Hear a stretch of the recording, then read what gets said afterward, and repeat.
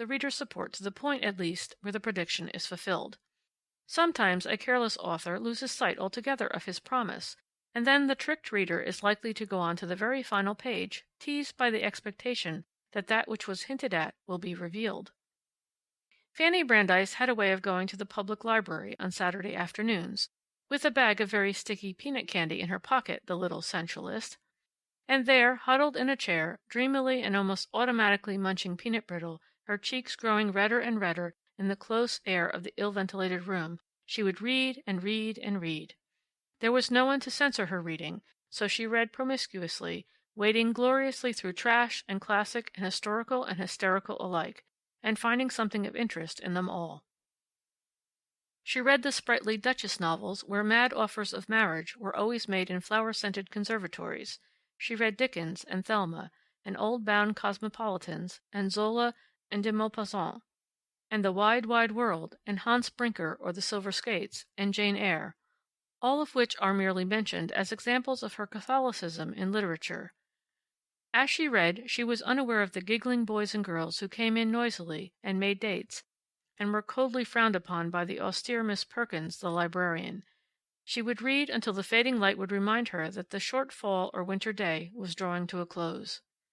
She would come, shivering a little after the fetid atmosphere of the overheated library, into the crisp, cold snap of the astringent Wisconsin air. Sometimes she would stop at the store for her mother.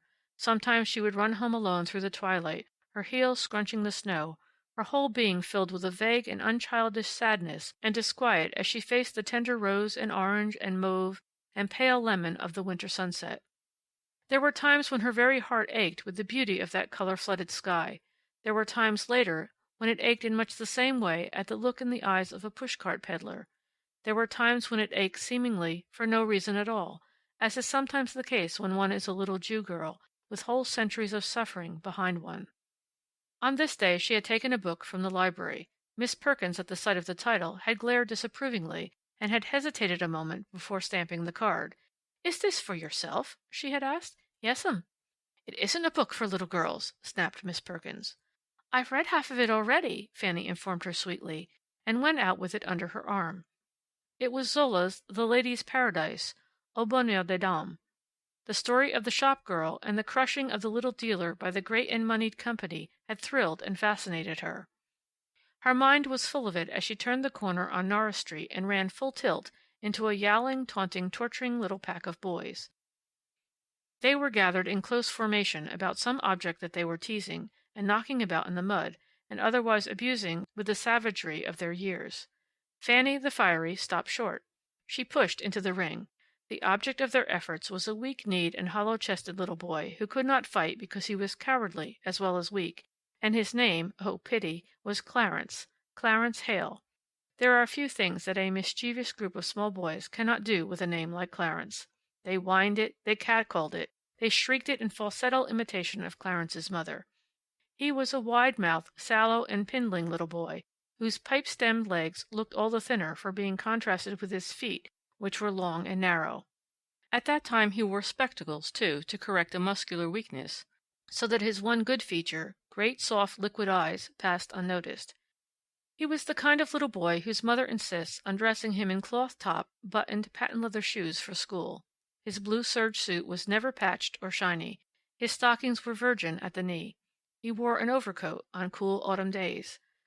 Fanny despised and pitied him. We ask you not to, because in this puny, shy, and ugly little boy of 15 you behold our hero. He staggered to his feet now as Fanny came up.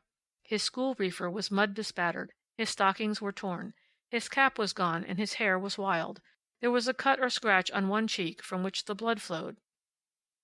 "I'll tell my mother on you," he screamed impotently, and shook with rage and terror. "You'll see. You will. You let me alone now." Fanny felt a sick sensation at the pit of her stomach and in her throat. Then, "He'll tell his ma," sneered the boys in chorus. "Oh, Mama," and called him the name. And at that a she-wildcat broke loose among them. She pounced on them without warning, a little fury of blazing eyes and flying hair, and white teeth showing in a snarl. If she had fought fair, or if she had not taken them so by surprise, she would have been powerless among them. But she had sprung at them with the suddenness of rage. She kicked and scratched and bit and clawed and spat. She seemed not to feel the defensive blows that were showered upon her in turn. Her own hard little fists were now doubled for a thump or opened like a claw for scratching. "Go on home!" she yelled to Clarence, even while she fought. And Clarence, gathering up his tattered schoolbooks, went, and stood not on the order of his going. Whereupon Fanny darted nimbly to one side, out of the way of boyish brown fists. In that moment she was transformed from a raging fury into a very meek and trembling little girl, who looked shyly and pleadingly out from a tangle of curls. The boys were for rushing at her again. "Cowardy cats! 5 of you fighting one girl!" cried Fanny, her lower lip trembling ever so little. "Come on, hit me! Afraid to fight anything but girls? Cowardy cats!" A tear, pearly pathetic, coursed down her cheek. The drive was broken. 5 sullen little boys stood and glared at her, impotently. "You hit us first," declared one boy. "What business do you have scratching around like that, I'd like to know, you old scratch cat?" "He's sickly," said Fanny. "He can't fight. There's something the matter with his lungs, or something, and they're going to make him quit school. Besides, he's a billion times better than any of you, anyway." At once, "Fanny stuck on Clarence! Fanny stuck on Clarence!"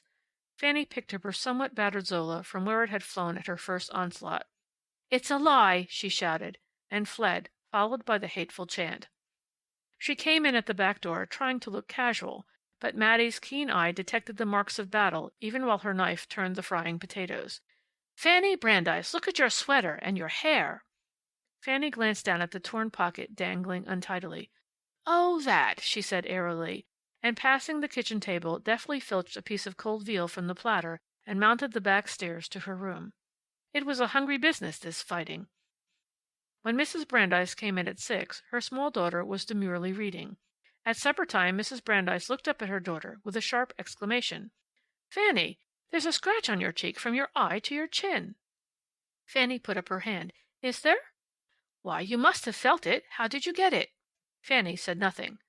"I'll bet she was fighting," said Theodore, with the intuitive knowledge that one child has of another's ways.